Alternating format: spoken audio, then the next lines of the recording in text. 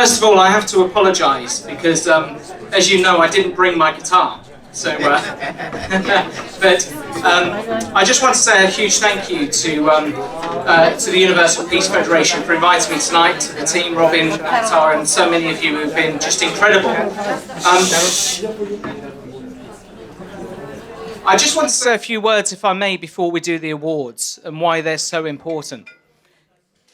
I think when we look at the impact of organisations such as UPF on the world, it's easy to take for granted the effort that goes into it, the love, the hard work.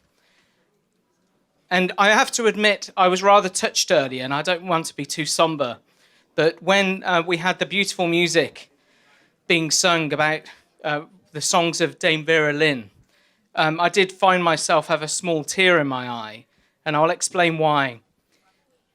A couple of weeks ago, you will have seen in the news that my friend and colleague, Sir David Amos, was killed. And he was a huge Dame Vera Lynn fan. In fact, he was working at the time on a memorial to her.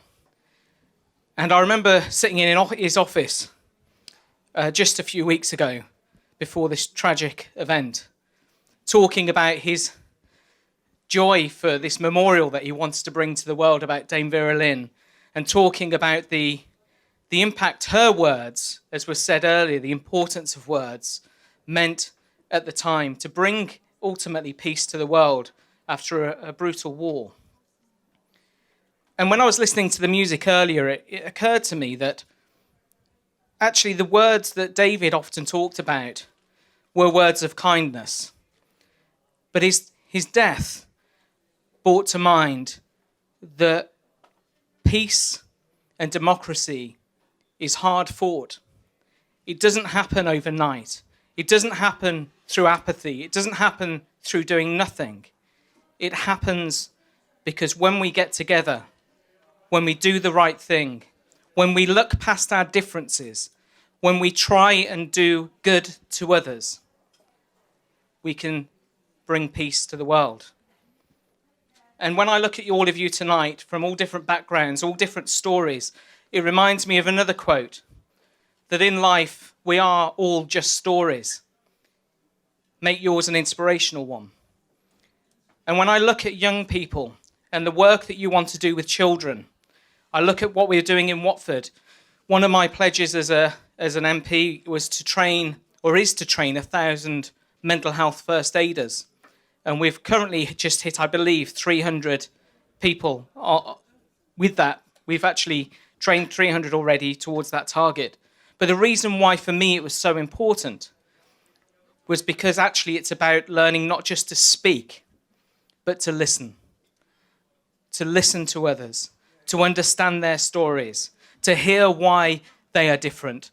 Because when we understand why we're different, we can celebrate our differences. When we understand why someone else might be angry, we might hear the pain that's in their heart so that we can help heal it. So I just want to say a huge thank you to you all tonight. Not to be somber, because you've had fantastic music, fantastic food, fantastic speeches, but also we're going to have some fantastic awards. But what I do want to leave you all with a thought, that when we work together, when we look at helping young people see past the differences that they see and see themselves in another person's eyes, that's when we can solve some of the biggest challenges in this world. So let's be kind to each other, but not because we feel like we need to be worthy, but because it's a two-way win. When we have a win-win by helping others, we help ourselves. And in my maiden speech in Parliament, I said that I have a phrase, which is that HOPE is an acronym. HOPE stands for Help One Person Every Day. HOPE, help one person every day. If we all do that, that's 365 people a year. Sometimes more on leap years. But if we were all to do that, imagine what difference we'd make. And sometimes that one person has to be yourself. Because sometimes, as we've seen through the challenges of COVID, that actually loneliness does still exist in our society. We have seen how vulnerable people need more support. But we've also seen how communities came out and help their neighbours at times of need.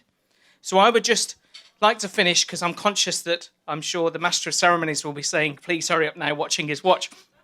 And because I don't have my guitar, I can't finish with a crescendo. But what I did want to say is that it's the work of Universal Peace Federation. It's the work of all of you, not just through fundraising, but through the conversations, through the help, through the support, through the passion that you bring, that we can bring forth a better way of living, a better community. And I am so uplifted by what I've seen today, and I'm so looking forward to these awards. Thank you for indulging me for my few words. Thank you so much for tonight. Thank you.